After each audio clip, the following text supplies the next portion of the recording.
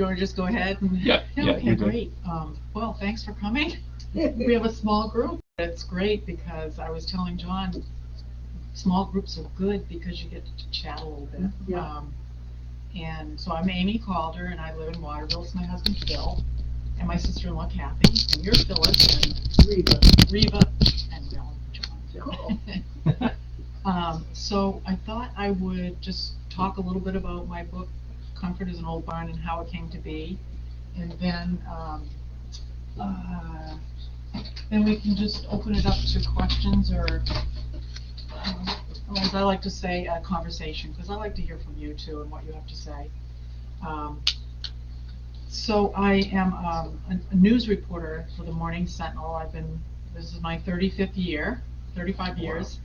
I work for Maine Today Media, which is also Masthead Media, which owns the Portland Press Herald, the Maine Sunday Telegram, Morning Sentinel, Waterville, Kennebec Journal in Augusta, and the Lewiston Sun Journal.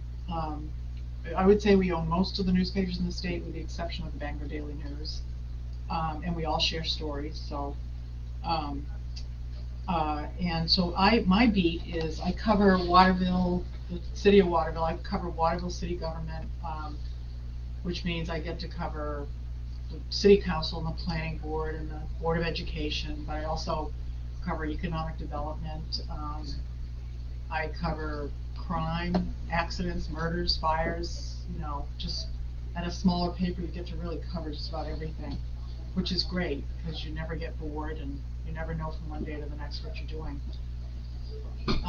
About 15 years ago, my city editor at the time, George Myers Jr., asked me if I would write a human interest column, a feature column, which is more, it's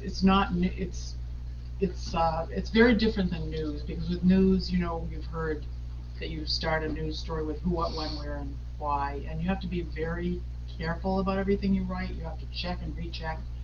Everything has to be accurate, and you want to get all sides of the story and not insert your opinion. It's hard work, but I think it's really important to keep government transparent and to have the sort of watchdog that the news provides. But with a column, you can really write about anything you want. Mm-hmm. And you can be creative. You can write about your childhood. You can write about people that you meet, or interesting things happening, or just about anything. And you can insert your opinion. It's a real great outlet for doing something different after doing hard news all week. And so the column is, I write it once a week in addition to the news that I do, and it comes out on Saturday, the column. Along the way, people asked, why don't you put your columns into a book? And, I thought about it, but I never really thought seriously about it because I was so busy writing news and writing columns and trying to come up with ideas.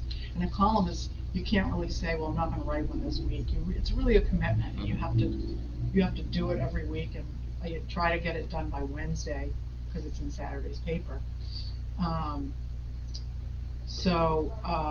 Anyway, so the book is really a collection of a curated collection of those columns, those human interest columns. It's in 3 sections. The first section is called Growing Up in the 1960s. I grew up in Skowhegan in the 1960s. The second part is called On the Beat, interesting things that have come along in my path over the years, sometimes quirky things, things that happen in the newsroom, or just things that I've encountered. And then the third section is the people I meet, and really interesting characters that I come across. And people are so willing to tell their stories. And one thing I learned is that everybody has a story, and I mean, everybody in this room has a story. And you may not think your story is very interesting, but I'll sit down with you for an hour and I'll find a story that's so incredibly interesting that it's worth writing a column about. And sometimes, and with news writing too, I mean, you can spend a lot of time interviewing somebody. You ask lots of questions, and you're thinking, yeah, well, this is okay, but it might be the last question I ask you that turns out to be something that you've done in your life that's just amazing, and I say, wow, that's the hook for this story. In this last part of the book particularly, I've met a lot of interesting characters like that. Anyway, so 3 years ago, I got together with Islandport Press in Yarmouth, which published the book, and our company, Maine Today Media, has a really good relationship with Islandport, and so other people who have worked for the papers have published through Islandport. Joe Owen is another one. He wrote a book called This Day in Maine. I don't know if you've heard of that. And so, and then the pandemic hit, so some of the people at the publishing company got sick, and some had to leave, and they got new people, so it took 2 years to publish. And so it did publish in January of this year, and so I've been on this book tour, and this is my 22nd or 3rd event. Oh, wow. Yeah, so it's been a lot of fun, and every venue is different. But people are always really, I just love it. It's been a lot of fun. So I thought what I'd do is maybe read a column or two, and then we can chat about things. You The usually one- tell people that you winnow down from 1,000. Oh, yes. Oh, yeah. So, well, what happened when I first started the work with Islandport Press is that Dean Lunt, the editor-in-chief, said, why don't you send me 70 columns? And we'll see, try to choose columns that you've written over the years that are, pertinent to central Maine, that people in Maine might be interested in. So I went home one weekend, and Phil, my husband, also worked for the papers for 33 and a half years. He was started as a reporter, and then he was an editor of all, the Wire editor, the Page One editor, the City editor, or you name it. And then, so he's been really great as far as helping me to sort of organize my columns. So we spent a weekend going over. I had at the time like 800 columns that we had to go through. But I'm old-fashioned, and I clip everything I write, and I have these notebooks with plastic sleeves, and they're all organized year by year, and I had several of these. The young people that I work with laugh at me. They say, "You're so old-fashioned." They don't clip anything. I've got files from 35 years ago. I've kept everything I've ever written. And they say, I have articles. Yeah. The kids.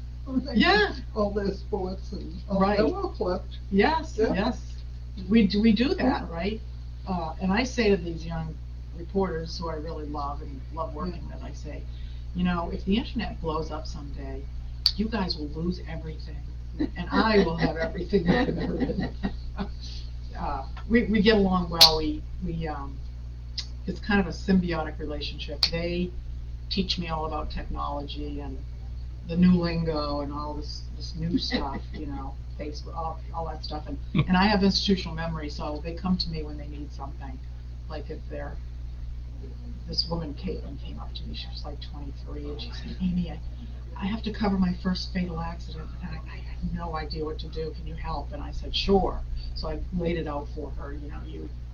You kind of picture the scene in your head. If it's at an intersection, you want to know, the reader's going to want to know what kind of car and year and make was traveling in what direction, and how many people were in each car, who was driving. If somebody died, you want to know the name of the deceased or whatever. But you have to be very careful with accident stories too, because you could say something like, so-and-so hit someone, when actually the car hit another car, and, or they collided. You don't want to say so-and-so hit somebody. You could say they collided, unless it's really obvious that, somebody was across the center line, and you get everything from the police. So you just, it's a sort of a grid that you have in your head when you cover a fatal accident or an accident, that you want to make sure you answer all the questions for the reader. I went off on a little tangent there, but so anyway, we went over these 800 or so columns, 800 plus columns, and it was a lot of work, but we plucked out the ones we thought would be interesting, and we separated them into categories, and I sent them in, and he used most of them. Some of them he did not use, but then he would ask me, like, send some newer ones in, because by the time almost 2 years had passed. Some of the columns were older. So then there are some newer ones, particularly in the back section. So the other story I wanted to tell you is I often get asked how the cover came to be, which is a picture of me, this is about 30 years ago, with my hand up, and it appears that a cow is eating out of my hand. And people are curious to know why that came to be.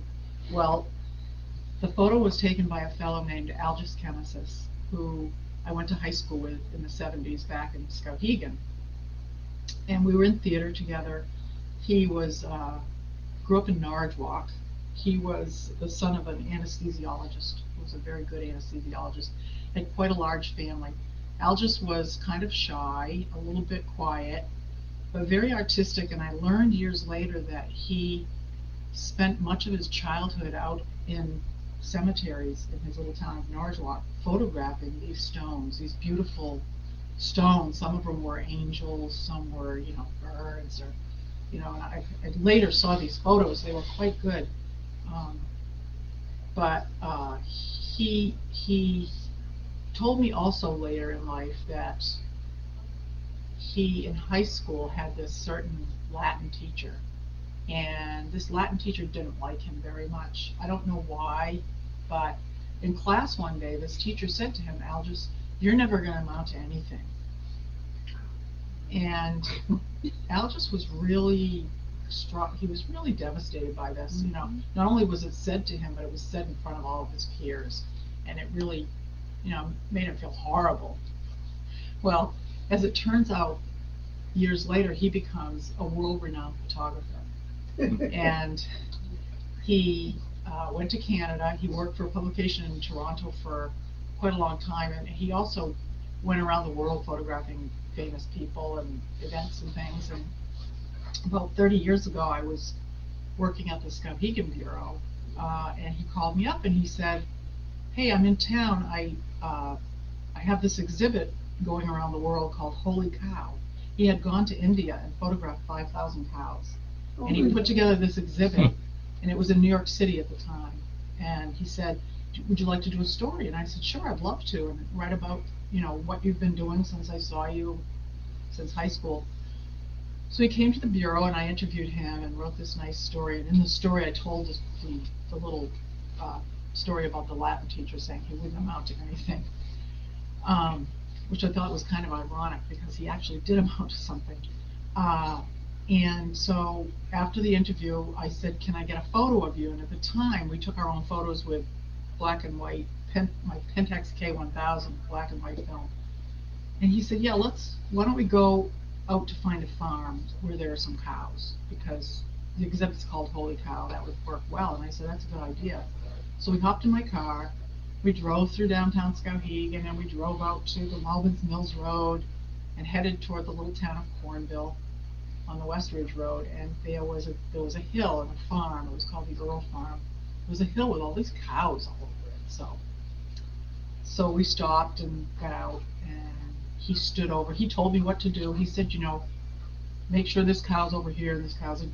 So I took pictures with my camera, and we started to leave, and he said, well, wait a minute, let me get a picture of you. I said, okay.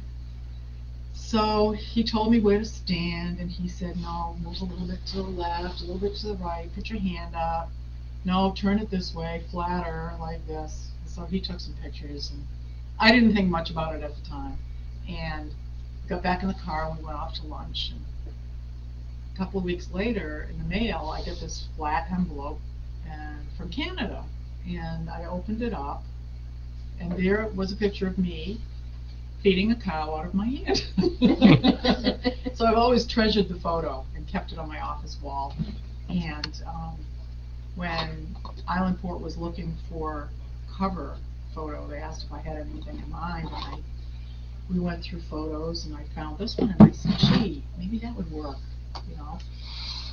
So, so I contacted Algis by Facebook, we're friends on Facebook, and he said, oh, I'd be honored if you used the photo. So we ended up using that photo, and that's how that photo came to the cover. But, yeah, I've always really, really like the photo, and it reminds me of him and that fun day we had with that interview a long time ago.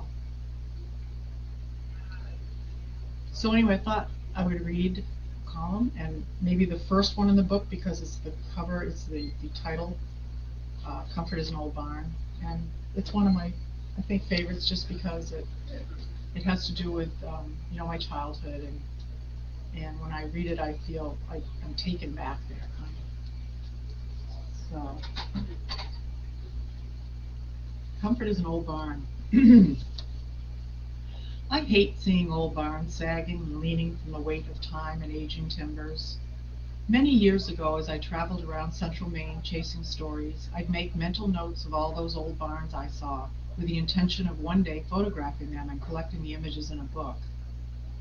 The barns were so beautiful, their gray shingles weathered from sun, rain, and snow. I knew that one day they'd fall apart, away and disappear, and we'd never see them again. I regret that I never photographed them as planned.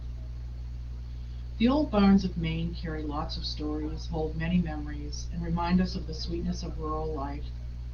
There's something exquisite about an old barn standing there in a field, a remnant from a time when farmers tossed hay into wagons with pitchforks on a hot summer day, the scent of fresh hay wafting through the air.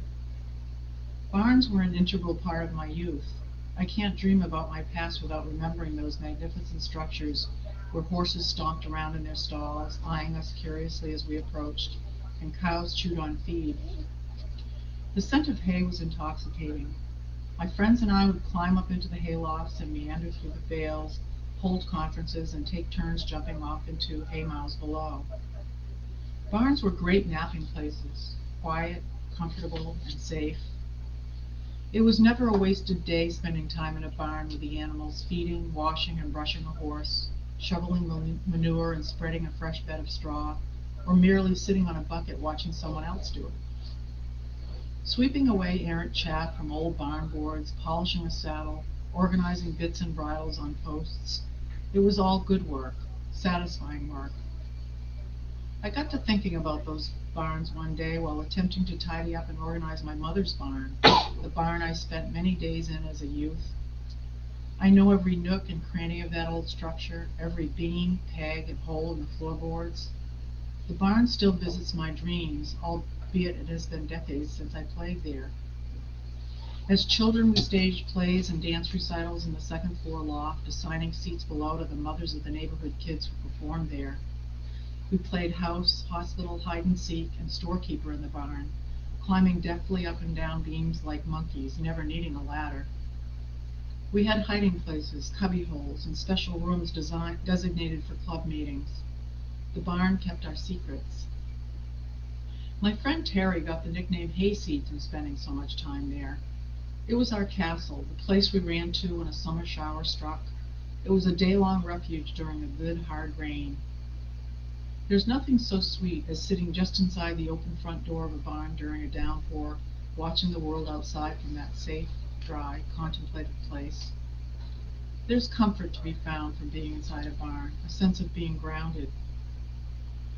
Although we sold the family property in Skowhegan after my mother died on New Year's Day in 2015, I still dream about the old barn where I spent so many happy hours.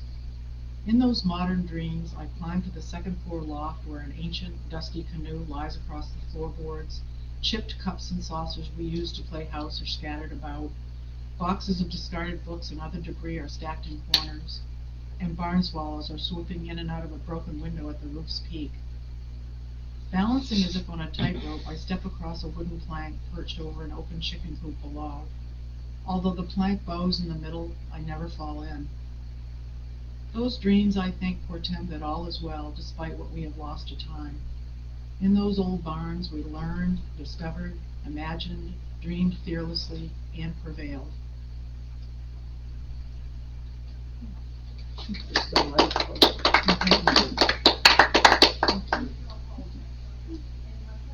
In the first section of the book, there are a lot of stories about from my childhood, and a lot of sometimes, ideas for columns come in different ways. Like I kind of have a method of operation here where, if if it's a certain holiday, for instance, like it's around Christmas time, I start thinking about something that happened when I was a child around Christmas, and I'll just sort of spin something off on that. Or somebody might give me an idea and say, hey, I know of something happening. And I'll say, yeah, great, I'll go and check it out, maybe write a column.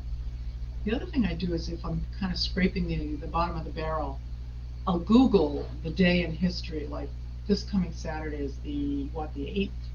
I might Google July 8th and see if anything interesting happened on July 8th in history that might pertain to Central Maine, and sometimes spin a column off that. Or if I'm really scraping the bottom of the barrel, I'll just sort of hop in my car and drive around until I find somebody doing something interesting. And I always find somebody. One thing that happened just a few years ago, I went outside, it was wintertime. We live in Waterville, and I went out the back door, and it was a cold, sunny day, and the snow was kind of like nicely mounded up and sparkling, and I looked out, and there on the snow mound was this dead crow, black, beautiful, frozen crow with his up in the air? His legs. Yeah, legs, claws, whatever. And I started to think about that, and I thought, I wonder why there would be a dead crow in our backyard. I've never seen it before. Why here? Why now? So I kind of got on the internet and Googled, checked around, and got all sorts of stories about crow, why a crow would be dead. Some people wrote, oh, that's a harbinger of death. That means you've got bad luck coming. I thought, great. Other people would say, oh no, it's a sign that good things are coming in your life. So there are all kinds of philosophical stuff. So I thought, I've got to get some real information here. I'm going to call Maine Audubon and talk to Doug Hitchcox. He's kind of an expert in birds. So I had a nice long chat with him. He's served as a source through the years for different stories. And he said, crows eat carrion along the road. And sometimes, they might get hit by a car. They might, and that might kill them, or they might hit a window or a tree or a house. And they have bones that are hollow like straws, and they're very brittle. So the least bit of impact can kill a crow. And so I found all these stories he told me kind of interesting, and I wrote this column about all the stuff that I found out about crows. And after the column came out, I got this email from this woman in Waterville. Her name is Nancy Foster, and she said, oh, Amy, she said, you've got to talk to my cousin Lee Bureau. He had a pet crow in the 50s, and this crow was known around town. It was quite a character, and you really should talk to him. So I thought, okay. So I called him up, and he told me the most amazing story that I said, I have got to write a column about this. So I would like to read it if you will indulge me, humor me a little bit. It's called Waterville's Top Birds. Crows really are fascinating creatures. After I wrote a column about a dead crow I found in my backyard, I received lots of interesting comments from people relating their own experiences with crows. However, none were more compelling than the story I heard from Nancy Foster of Waterville. She said that in the early 50s, her cousins Joy and Lee Bureau had a pet crow named Smokey, and he was smart and mischievous and so well known about town that when he died, his obituary appeared on the front page of the Morning Sentinel. Smokey wreaked havoc with the police as he was always stealing parking tickets off car windows in downtown Waterville, Foster wrote. I remember that he would fly into Woolworths and pick up a sparkly bracelet and fly away. Stores back then didn't have air conditioning. The doors were commonly left open. I had to know more about Smokey, so I called Lee Bureau, and we had a good long chat about the crow, who was a celebrity in Waterville. Bureau's sister Joy befriended the crow, who had fallen out of a nest. At first, she kept it in a cage where she fed it and talked to it every day and taught it to say, hello, Bureau said. Smokey then learned other words, much to the amazement of everyone, and he recognized faces, particularly those of Bureau family members. The family lived on North Street in Waterville.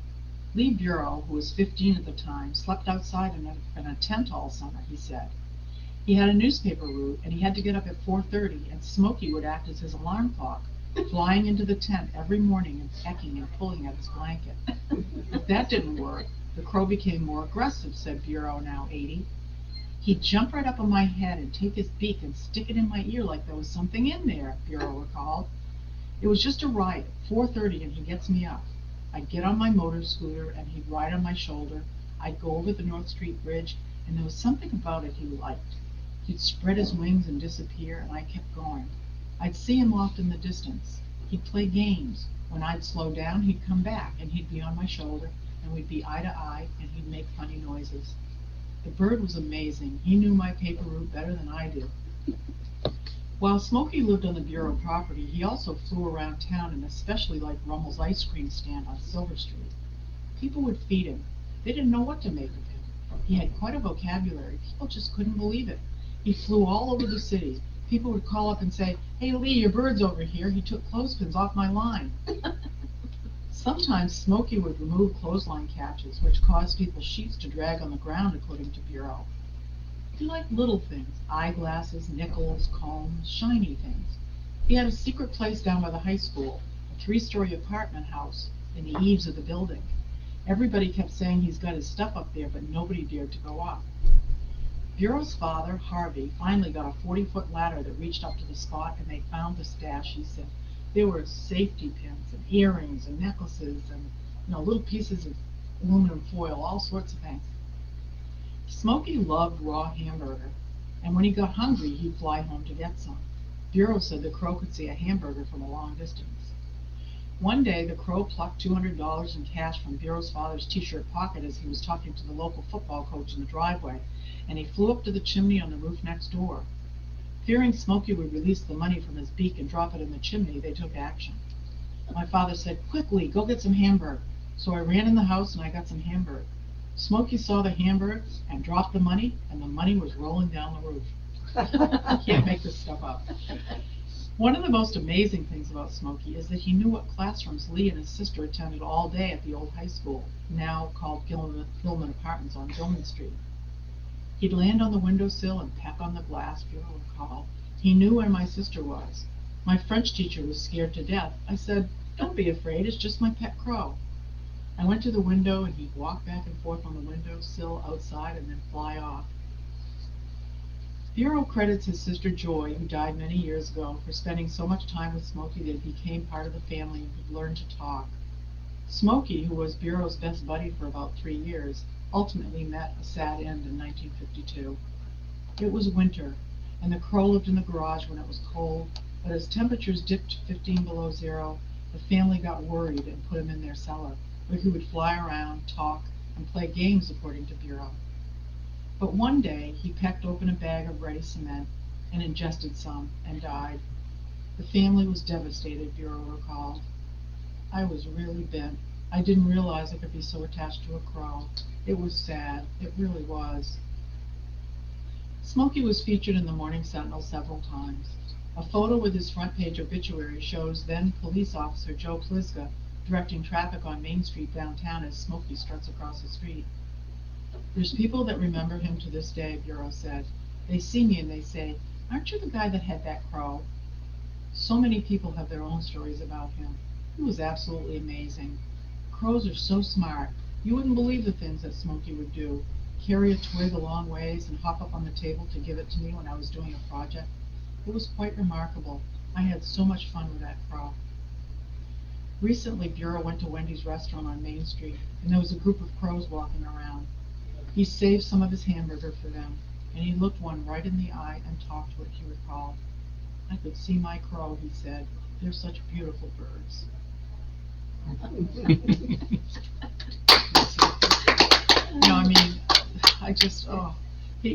That was in 2017 that I wrote that, and Lee died a couple of years ago, Phil. Yeah. I did call Doug Hitchcock's back afterwards at Maine Audubon, and he said, crows, the natural habitat is for them to be outside in the cold.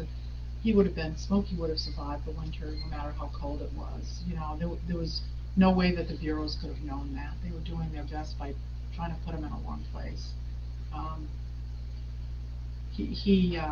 Hitchcock's also told us some other interesting things that you might already know, but crows, you know how you've heard of a murder of crows where they all flock together and they're all cawing, and and so forth.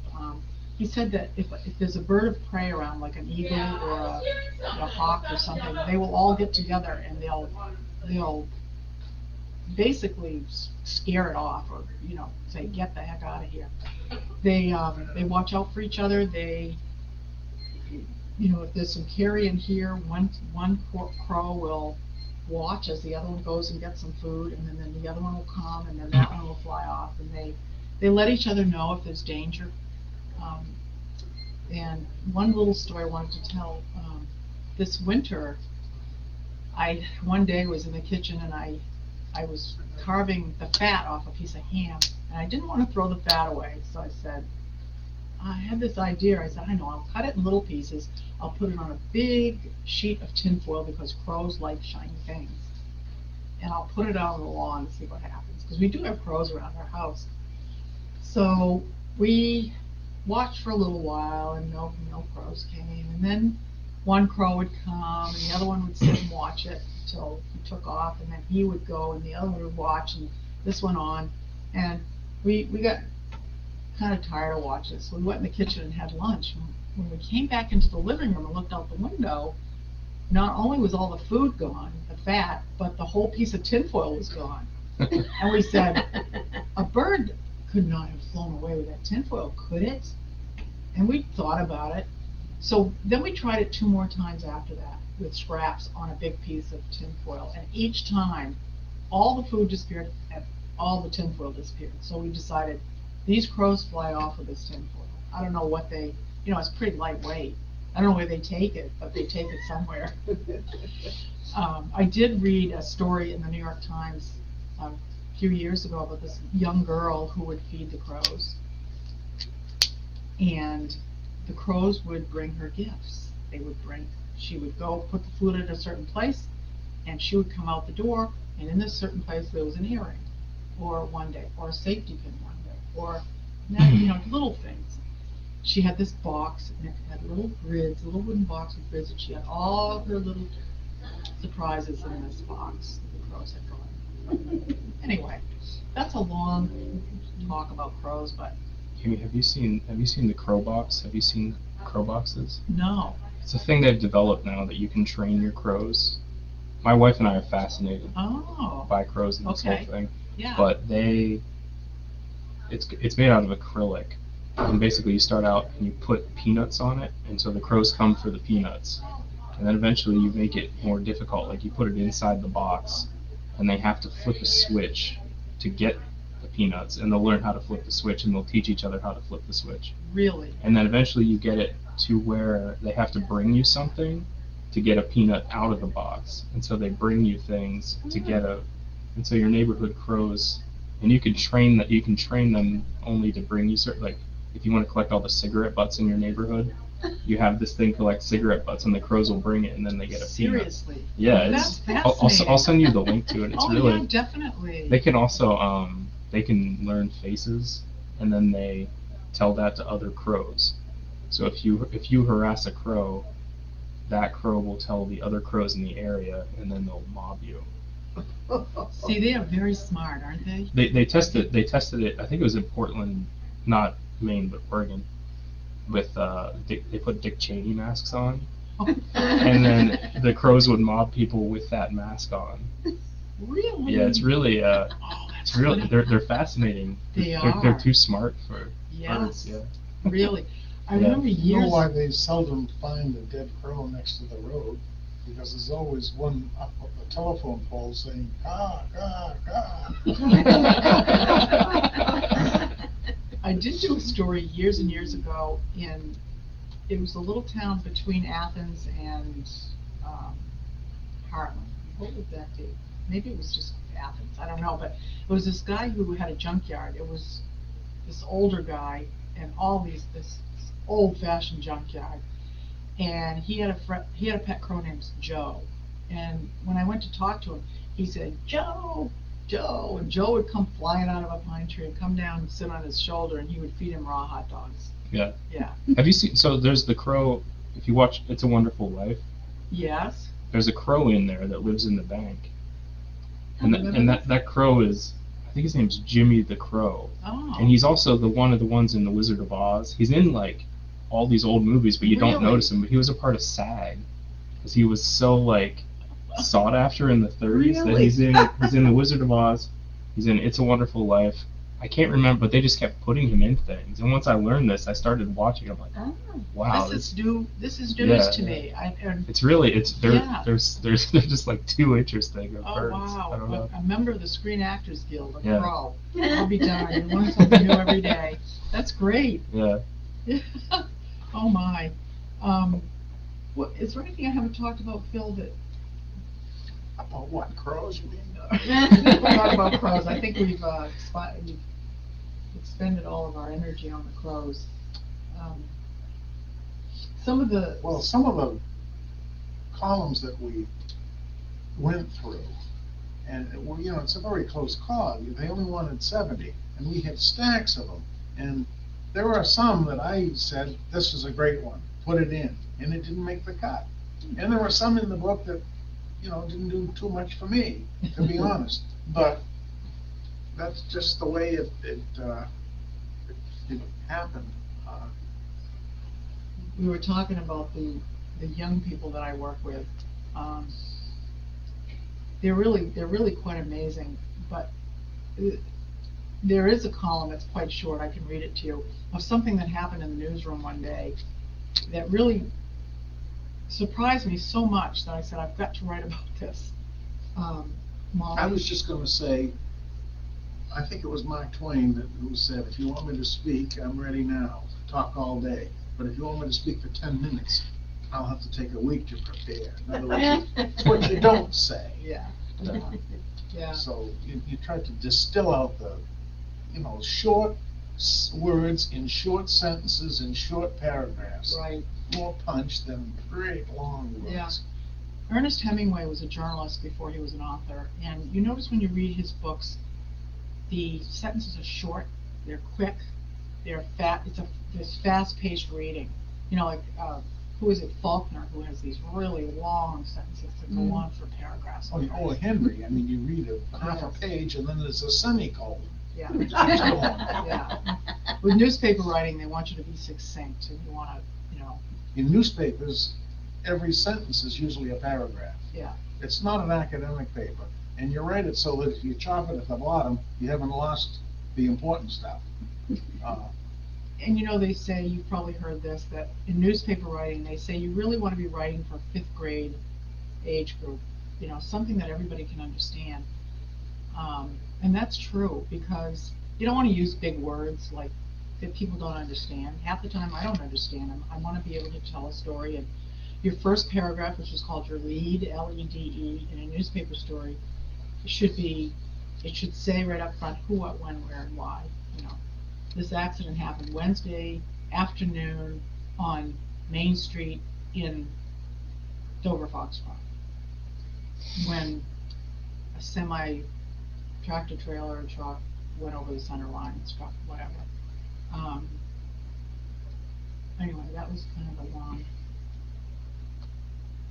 It's news writing is different than column writing. It's quite different, and news editing is different than book editing. And you try to stay away from controversy too. Yeah. Politics, religion, abortion.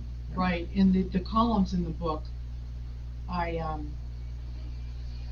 didn't want to write.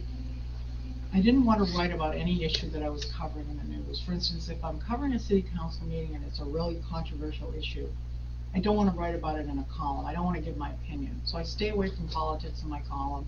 I have I think one of the few times I did write about something that was semi-controversial was during the pandemic, when people weren't wearing masks, and I said why I thought people should wear masks or whatever. But in general, and especially during the pandemic, I didn't want to write about all the horrible things that were happening in the world, because people were sick of it. They were sick of reading about mass shootings and sick about reading about people dying and in the pandemic and all that. So I tried to write things that would kind of be a little bit hopeful, or entertaining, or remind them something about their past. So I really tried to stick to that.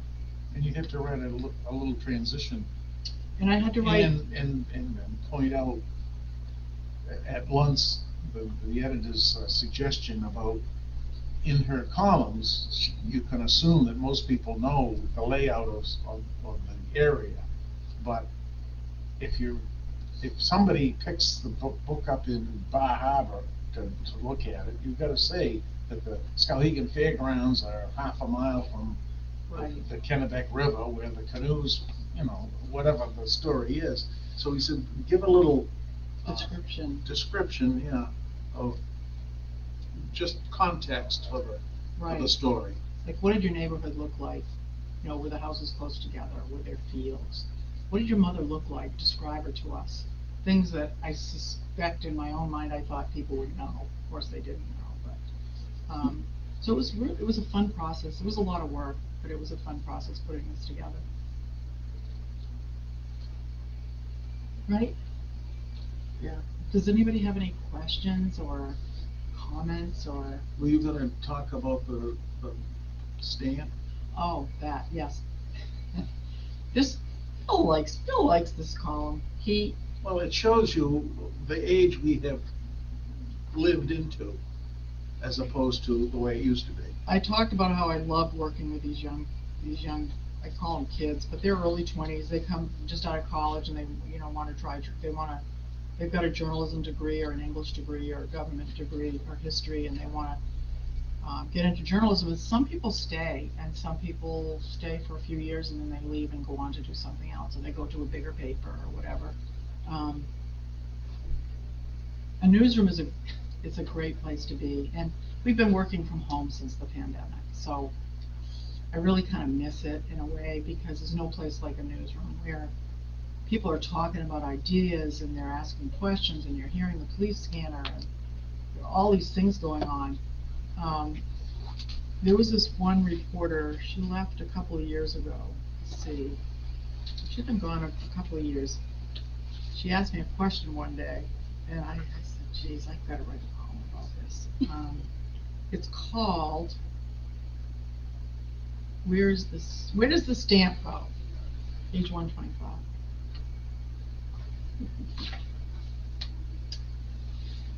Where does the stamp go? Do you have a postage stamp? Molly, my 23-year-old colleague who sits next to me in the newsroom, asked the question. Sure. I reached into my bag, plucked a stamp out of my pocket calendar, and handed it to her. A few seconds later, she posed another question. Where do you put it on the envelope? The stamp, I said. The stamp, I said, upper right-hand corner. Before I had a chance to ask if she was serious, Molly said, do I fold this? She was holding up a copy of the W-2 form she planned to mail to her father. I took the paper, folded the bottom up to the center of the page, and folded the top down over it, and handed it back to her. Thanks, she said. I asked Molly if they taught her in school how to address, stamp, and mail a letter. This is the first letter I've ever mailed, she said. Really? Well, what if you want to send a birthday card to someone? I hand it to them, she said matter-of-factly. Now, Molly is a bright young woman with a degree from Temple University who has interned at the Philadelphia Inquirer as well as the radio station NBC Sports Philadelphia. She is no slouch. I opened my mouth to respond, but instead asked my editor, who is older than I am, if he was hearing this conversation. Yes, he said, without turning from his computer. I pressed Molly. Did they teach her cursive writing in school? Oh, yes, she effused. Did she learn how to fill out a check? No. I wrote a check for the first time this year to pay my rent, she said. Two things crossed my mind. I'm old at 63, and I might be in the twilight zone.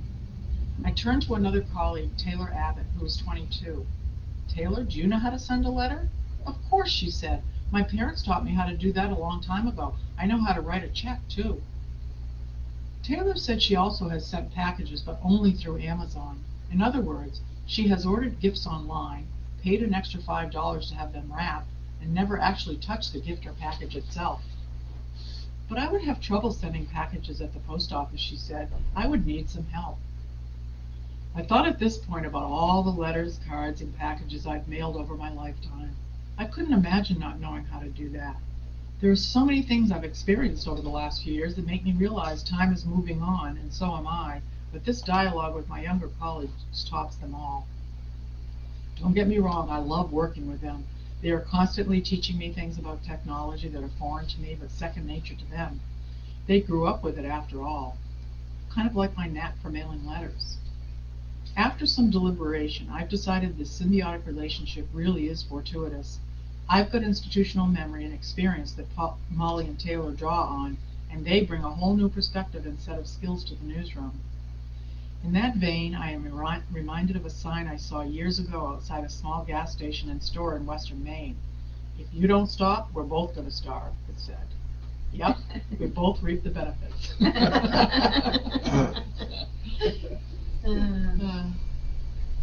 Yeah, so does anybody have anything they want to talk about, or any questions about news writing or column writing? Or I was a teacher for over 40 years.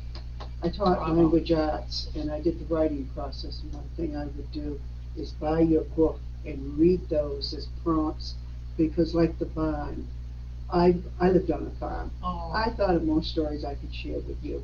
And kids are like that. You share a story, and then you take the rest of the period and just talk. And then they're ready to go write about something. Sure. And those who don't have a barn, somehow they find something that got their mind going. Piques their interest, right. So I love, and crow, my cousin had a crow, a pet crow. Really? So there's another story, you Yeah. know. Pets, end up with pets and different ones and whatever. So, yeah, that's a delightful book for, Thank I've you. retired, but that book I would have bought and Oh. used as a resource. Thank you. Yeah. Yeah. I got my bachelor's in English, but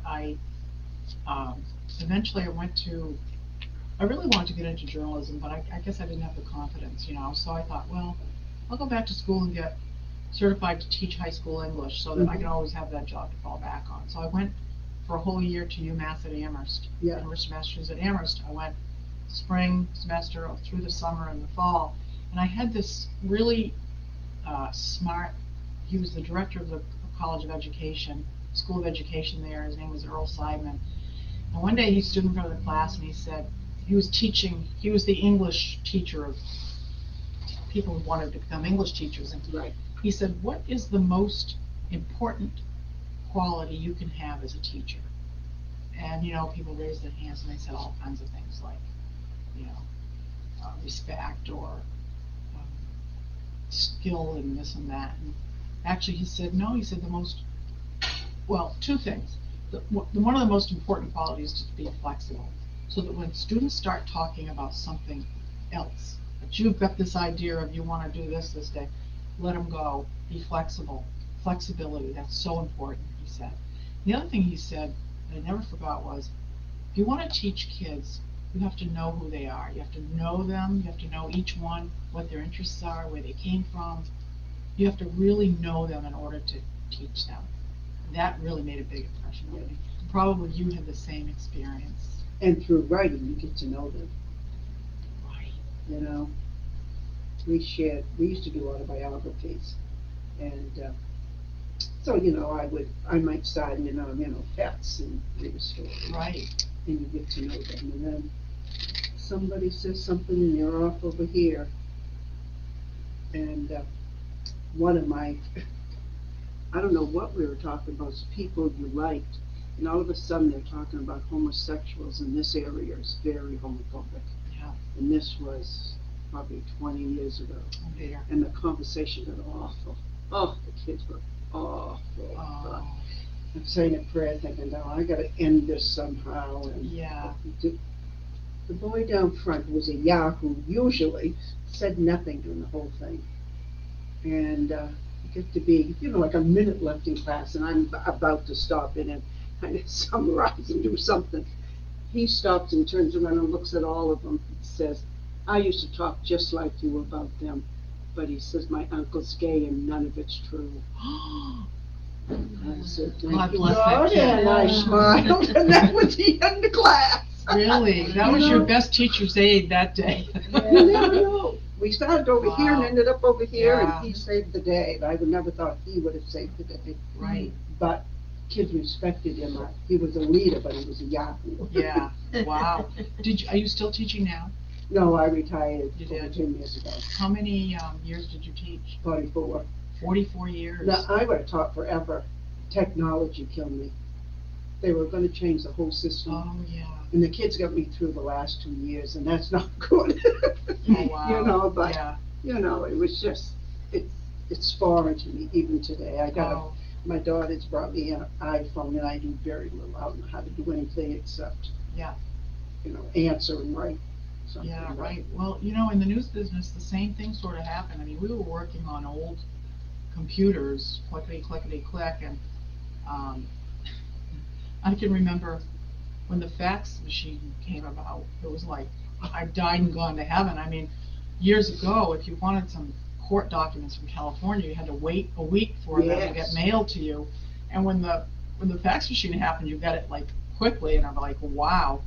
I remember also that I did one of the first stories about this thing coming called the so-called information highway, which became the internet, right? I remember going to Skowhegan to a little building where this young guy in his 30s or something was working on this thing. He said, yep, it's going to be called the information highway, and you'll be able to send a message to someone in Russia, and it'll get there in seconds. And I thought, wow, this is interesting. But, yeah, we'll see.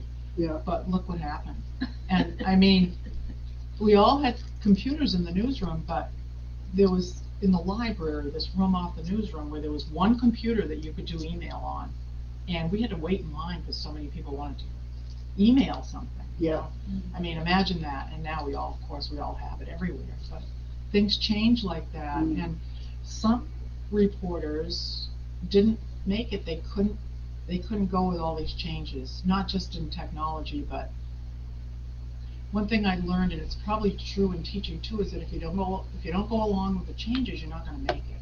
You have to say, I'm going to learn this. As much as I don't think we should do it this way, because we've always done it this way, I'm going to do it because that's the way you keep going. And after having been there for 35 years, I can say there are still things I don't know how to do, but the young kids help me, so that's, Yeah. But it's scary for an older person like myself to think about the technology that we have now, and I don't know where it's going, but how do you can put anything up there, what's real, what's misinformation, what's disinformation, and Yes. you'll put her head on your body, Yeah. and then take a picture and say, that shows that she was at the Eiffel Tower on this date. Well, no, Yeah. she was in New Jersey. yeah. Yeah. You know, I mean, how do you know what the real deal is? Well, It's- Yeah, and this artificial intelligence stuff too. Yeah, that's yeah. that's another whole Yeah. category. I think that all this technology it's incredible. It's helped me so much in my job and to search for information and people, and you know, it can be counterproductive, I guess, in some ways. I mean, you're the youngest one in the room.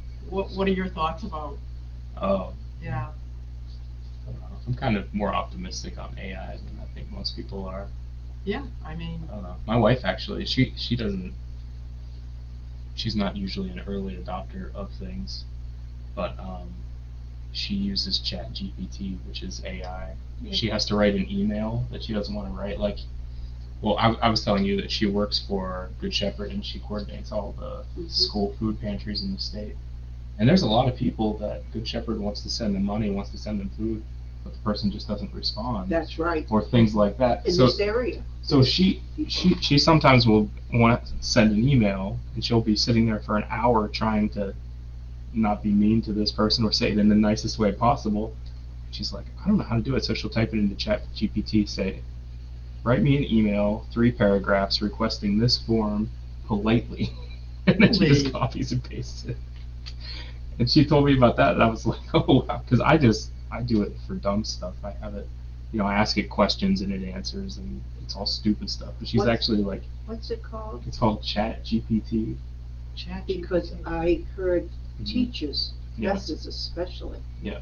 They're finding students, that's what Yeah. they're doing. Yeah, They're not write me a writing their own paper work on anymore. Rebecca and, why was it made into a movie, you know?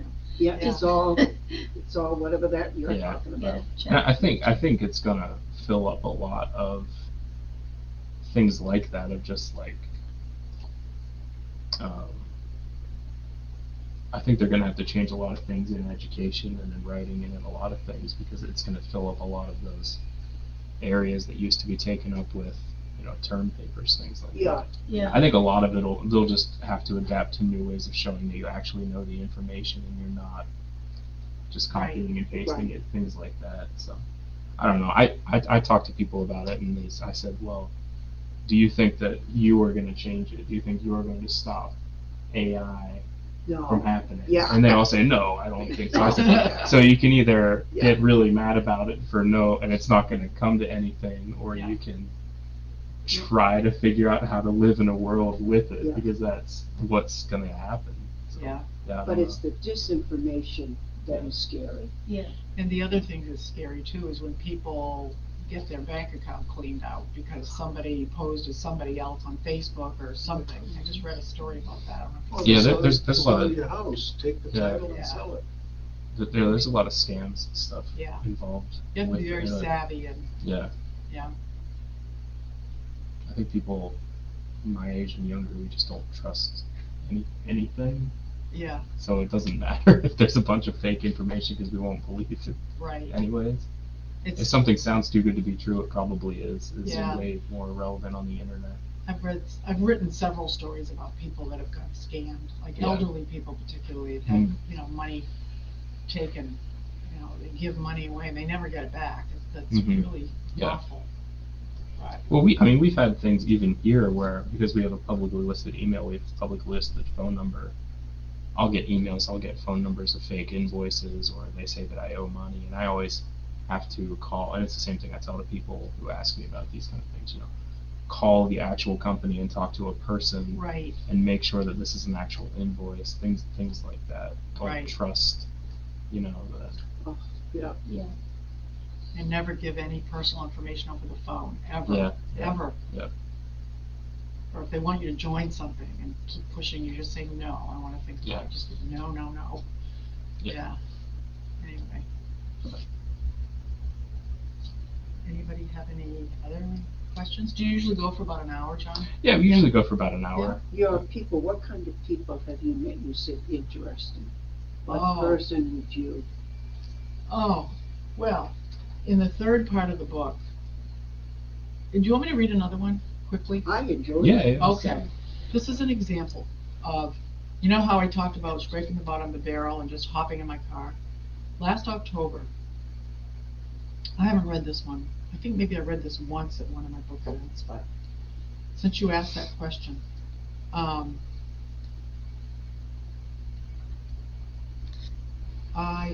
it's called A Little Spot of Heaven. It was last October, and it was getting late in the week, and I didn't have a column topic.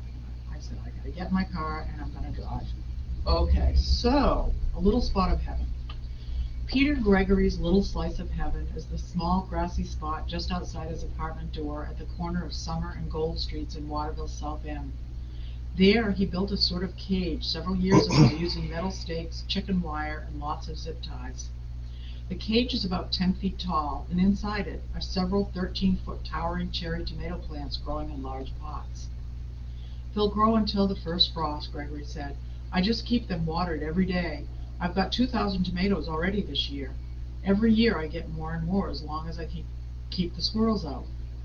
Gregory, 58, tends his plants every day and says his secret is feeding them Miracle-Gro once a week. He also tends to a towering mass of morning glories in the shape of a Christmas tree beside his porch steps. Several small pots of peppermint, which he uses to make tea, hang from his porch. He loves the scent of peppermint. A tall, slim man with straight red hair and hazel eyes, Gregory seems happy and upbeat despite his physical ailments. He suffers from dystonia and tardive dyskinesia, nerve and muscle conditions that make it difficult to walk and stay balanced. He moves carefully, holding onto a Hannaford grocery cart he keeps parked next to the porch. A few years ago, when he was in bad shape, his physical therapist would have him do a certain number of leg and arm exercises, but he got so tired of being immobile that he insisted on doing twice that amount. He worked hard at it and eventually got back on his feet. Gregory refuses to stay idle. About 3 times a week, he pushes the shopping cart to Hannaford on Kennedy Memorial Drive, more than a mile away, leaning on it to maintain balance. Hannaford officials were kind enough and gave him the cart, he said. When it gets old and wobbly, they replace it with a new one. If I leave here at 9 o'clock in the morning, I'll get there probably at 11, he said. It takes about an hour to shop and then another 2 hours to get back home. I don't use the sidewalk because it's too uneven. I stay on the side of the road. He keeps more than a dozen milk jugs filled with water on his porch steps to water his plants, which sometimes include larger tomatoes and peppers. He acknowledges his planting method is a bit different than most people's, as he doesn't start with seeds or seedlings. Instead, he buys a handful of cherry tomatoes or a whole beefsteak tomato, breaks them apart, removes the seeds, and plants them right into the soil. They sprout up in about 2 weeks, he said. I usually cook some of them. We eat them in salads, boil them down, and freeze them or bake them in oil. One tomato can have 100 seeds, so I really don't have to buy many at all. He caught the planting bug from his grandmother while growing up in New Britain, Connecticut. He helped her plant and pick strawberries and loved it. His family, including a sister and 2 brothers, moved to Waterville when he was a high school freshman. He earned a letter in cross-country track, of which he was very proud. When he developed health problems and can no longer run, they made him a manager. His was an abusive upbringing, as his mother would beat him regularly, he said. She never paid the bills. We starved a lot. We never had much food. At the high school, they let me come in the kitchen and work, and they gave me extra food. The family moved back to Connecticut when Gregory was 17, and he got a job in the high school kitchen, for which he received food and a regular paycheck that his mother took from him. She beat me to get that check, and I had to give it to her. One day, I called the police, and a cop said, "You're old enough now to get out." So I left. A neighbor took me in. After that, I rode my 10-speed bike up here to Waterville. It took me 3 days. I left on a Friday, and I got up here on a Sunday night. He stayed with a friend on Moore Street in the South End, got a job dishwashing at the Manor, a restaurant on College Avenue, found an apartment, and met his would-be wife Margaret, whom he has been with for 31 years. During our visit Monday, Gregory said he collects pumpkin and squash seeds to feed the crows and blue jays that visit his lawn. He motioned to a squirrel scurrying around in a nearby patch of grass, and he told me he keeps a bucket of peanuts for it. She can't focus very well because she can't see a lot, he said. I call her One Eye. I feed her all winter long. Oh, that's so touching. I just saw this guy up there, and I went up and I said, "Hi, I'm Amy from the Sentinel. What are you doing?" And he said, "Oh, I'm growing these tomatoes and so forth." So I said, "Well, gee, I write this column. Would you be willing to tell me about what you do here?" And he said, "Yes." And then he started talking about his past and how not enough food, and he feeds all these little things around.